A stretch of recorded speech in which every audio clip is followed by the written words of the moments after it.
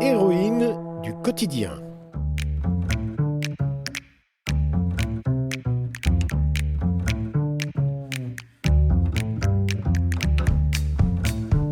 Elle s'appelle Aïcha, Marie, Françoise, Brigitte, Zora, Juliette, Odile, Litmès, Thérèse.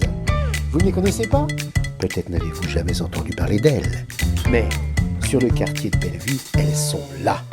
Elles inventent, elles soutiennent, elles créent du lien, elles posent des limites, elles militent, se bagarrent, font du beau, du bon, du bien, et la plupart du temps, sans le clamer sur les toits. Ce sont des héroïnes du quotidien.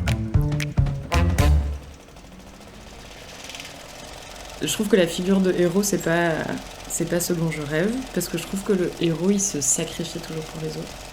Quand je donne, ça me fait du bien et ça me fait plaisir, et du coup, en ça, je sais pas si je suis une héroïne parce que je me sacrifie pas. Je m'appelle Sophie Razavi, j'ai 30 ans. Ça peut te servir. C'est ça. Ça peut te servir, on sait jamais. Suis pas une héroïne.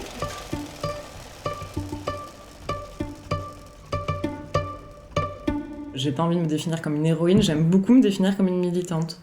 D'accord. J'aime bien l'idée d'être investie dans une cause, de donner aux autres, et je trouve que c'est le mot qui me correspond. Je viens d'une famille qui historiquement a toujours beaucoup été engagée politiquement, etc. Et la militance, c'est aussi récupérer toute cette histoire-là, en fait, de tous ceux qui se sont battus avant nous. Je pense que comme je suis donc enfant issu d'une double culture, l'idée en fait de me trouver une communauté a toujours été hyper importante pour moi. Ça n'a pas été facile dans mes amitiés parce que l'éducation de ma famille, notamment la partie iranienne de ma famille, faisait que j'avais pas trop le droit de sortir. Et donc en fait trouver un moyen de pouvoir sortir et faire partie d'une communauté, c'était pas tant les groupes de potes, c'était plus les actions militantes. Donc j'ai d'abord commencé dans des mouvements de jeunes de partis politiques. J'ai arrêté ces partis politiques parce que justement il me manquait l'action en fait. C'est chouette de faire des réunions et de parler du monde et de la stratégie politique au national, à l'international, mais en vrai on faisait rien sur le terrain quoi.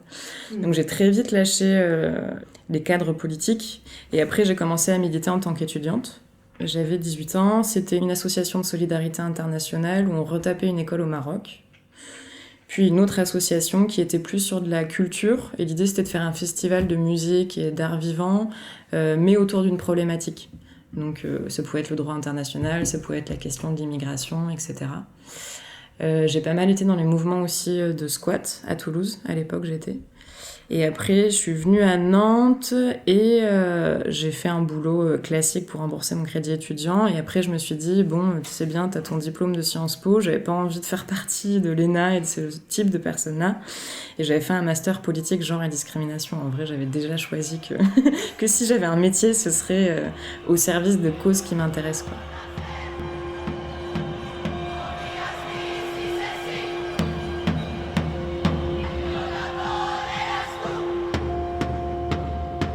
Moi, j'aimais bien l'idée de retourner dans un quartier pop parce que c'est là où j'ai grandi avant de partir en Aveyron. Parce que comme je venais d'un village en Aveyron, j'avais trop envie aussi de retrouver un territoire où il y aurait un peu cette ambiance village. Où du coup, tu vas au boulot et en fait, tu passes voir les gens que tu connais dans le quartier, tu connais les prénoms, tu te donnes des nouvelles.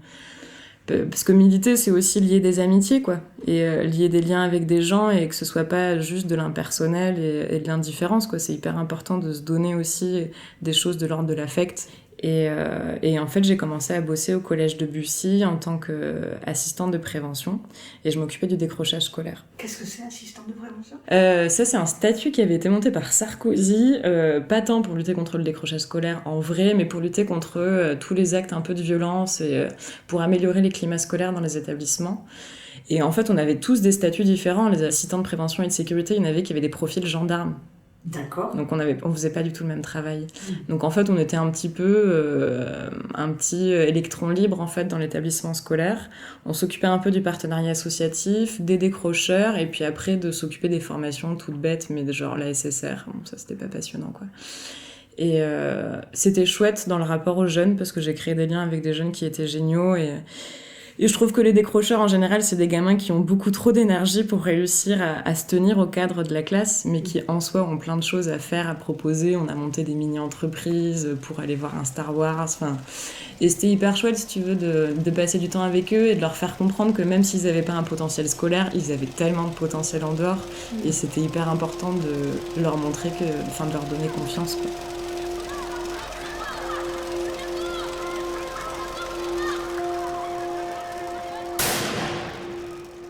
Donc après ce travail-là à Debussy, qu'est-ce qui s'est passé ? Ce qui s'est passé déjà, c'est Charlie. Enfin, les attentats à Charlie Hebdo. Ça, plus le fait que je voyais à quel point les jeunes, je les adorais, ils avaient du potentiel, mais ils se fracassaient en fait en termes de réussite scolaire. Ouais. Voir en plus, c'est Charlie Hebdo, t'es au premier rang le lendemain matin pour parler aux jeunes, et puis après ils retournent dans leur salle de classe, et tu vois toutes les petites discriminations quotidiennes qu'ils subissent, et tu te dis non mais en fait c'est pas dans le cadre scolaire en fait que je peux réussir ce que j'ai envie de faire, c'est beaucoup trop dur, parce que l'institution scolaire, son but c'est pas que les enfants s'épanouissent, c'est que les enfants aient un travail, et moi c'est pas mon but dans la vie, que les gens aient un travail. Et en fait, comme je m'occupais des associations, j'avais été approchée par l'association Les Quais de la Mémoire, qui est une association historique sur Bellevue, qui existait depuis les années 90, et qui voulait tourner un film dans un établissement scolaire. Et donc, je crois que le tournage, on n'a pas réussi à le faire, parce que l'éducation nationale, mais je m'étais vachement bien entendue avec eux. Eux, ils avaient vu que j'avais un lien plutôt chouette avec les gamins, que je savais écrire, et ils ont dit, est-ce que ça te dit de faire des ateliers cinéma avec les gamins ? Moi, je viens de la radio, j'étais là, mais j'y connais rien. Ils ont dit, c'est pas grave, t'apprendras en marchant. Et donc, j'ai démissionné de mon poste et j'ai été embauchée du coup au Quai de la Mémoire pendant 2 ans.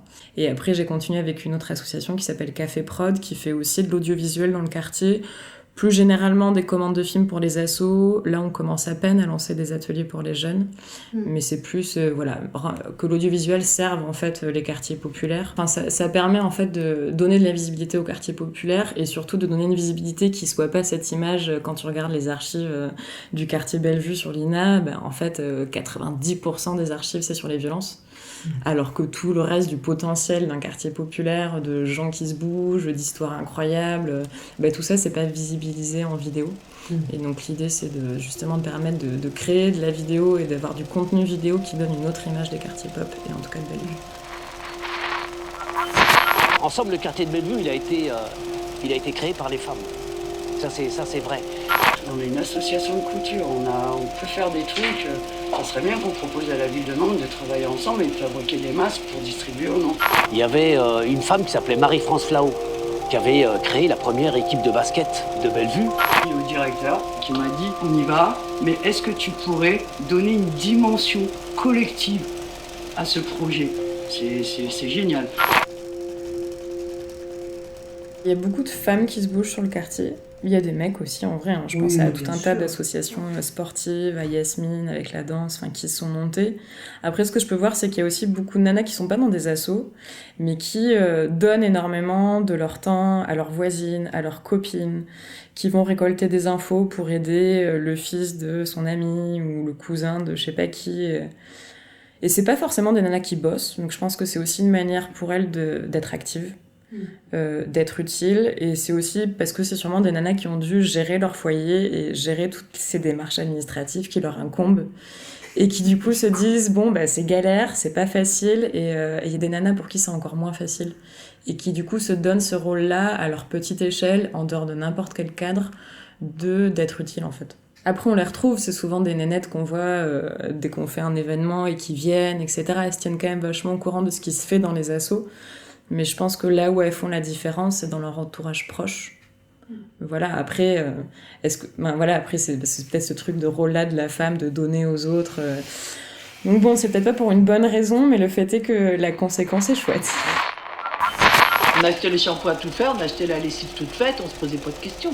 C'était le bénéfice d'avoir les machines à laver, la libération de la femme, on est rentré dedans, puis tout d'un coup on se réinterroge. Et c'est ça qui est intéressant.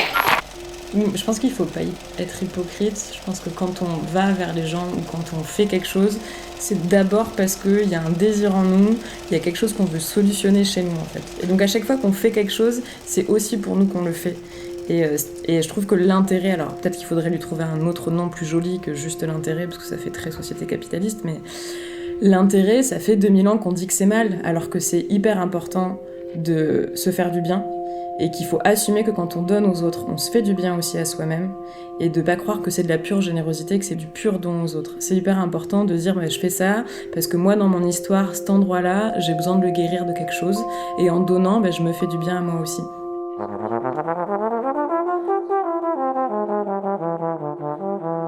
Héroïne du quotidien.